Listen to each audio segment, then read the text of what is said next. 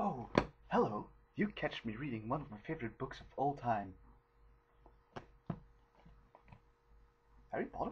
Well, anyway, let's talk about something totally different now. Video games. I'm going to talk about some of my favorite video games of all time.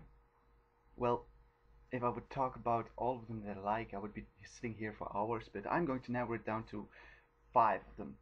Not in a particular order, but the ones who influenced me the most over the years. Now, some honorable mentions: Final Fantasy IX, love it. Chrono Trigger, well, not I played it at the wrong time, so it didn't influence me that much.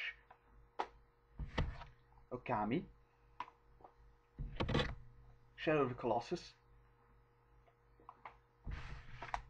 and Zone of the Enders, the second runner. Now, let's talk about the first one who influenced me the most. Resident Evil 2. Well, back in the day when I first played it, it was one of the scariest games ever made, believe it or not. Now I would be scared more of the graphics and the actual gameplay and the jump scares and stuff that's in there. But I was 12, so it was really scary back then. And I still think it's one of the pinnacles of the series. You play as Claire or Chris. What did I say? Chris Leon Kennedy, and you're trying to survive the onslaught that's happening in Raccoon City by going through a police station and figuring out what's going on behind the scenes, what Umbrella Corporation is actually doing, and battling some unreal shit like the William Birkin battles you will remember because it's fuck scary. And the ending is also satisfying, and best part is it's actually two games in one. One game you play with Leon, and the other one you play as Claire, and the scenarios overlap, so it doesn't matter who you start with. The game will actually change later on. Now, on to the second one. Still horror. Silent Hill 2. Oh man, I love this game. It's so psychological. It maybe I sound like I'm for jumping off a bandwagon, but this is actually scary up until this day. It's one of the earlier PS2 games. You play as James, and he's trying to look for his wife in this town of Silent Hill. Now you would be asking, what's so scary about that? Well, his wife is dead for over 2 years. So why is he going to Silent Hill if he knows that she's dead? Without giving too much spoilers, it has something to do with his own psychological profile. He wants to see her again. He wants. Well, anyway. Now, um, one of the things that most people will remember about this one is Pyramid Head. I'm one of the really big fans of him. So, but I have to agree with him that he's overused. He should have stayed in this game and not be ported to other games. But anyway, oh man, I'm flustered with this one. Um, God, oh God, you can't believe how manly this game is. You play as a dude, Gene, who tried to defend a girl from getting mugged, and what did he get for it? His arm got ripped out. Now the girl had a special present for him, and it is the God Hand. He got a new arm that let him kick ass beyond belief. Um, a lot of people say this is not the best game ever. Well, the critics anyway.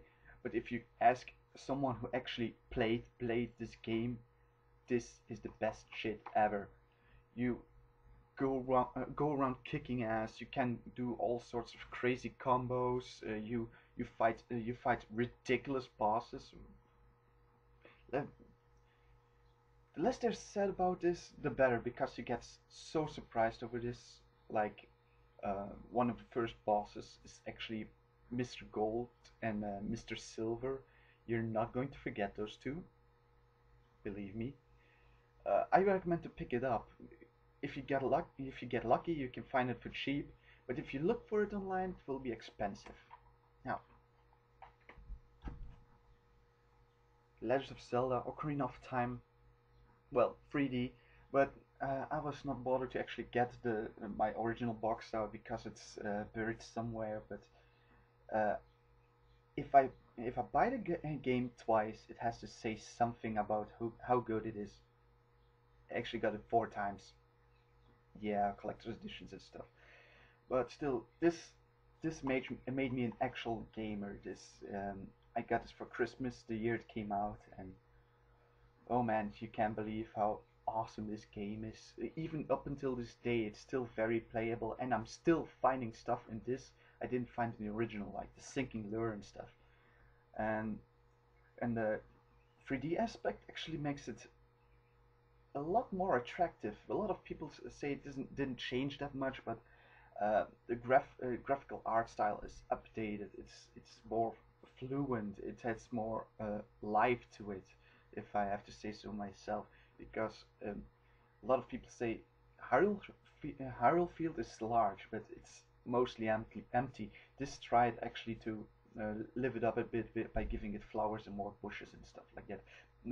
It's not a lot, if I say it like this, but it makes it tiny bit more special in my opinion, and it really helps that it has Master Quest if you finish the game and boss rush mode.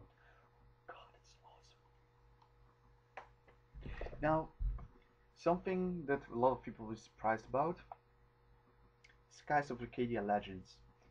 Now, it's a long time ago that I actually played this game, so I'm not going to talk. I can't say a lot of things a lot of things about it from the top of my head, but I have such good memories about it, like the airship battles and the characters, and oh man, you can't believe how awesome this game is. And the best thing is, it's in this version, unlike the Dreamcast version, actually has extras like new bosses, new challenges, new areas to explore, and a lot of more landmarks. And if you if you pump 60 hours into this game, it's not because you get aimlessly lost. You're actually looking for everything.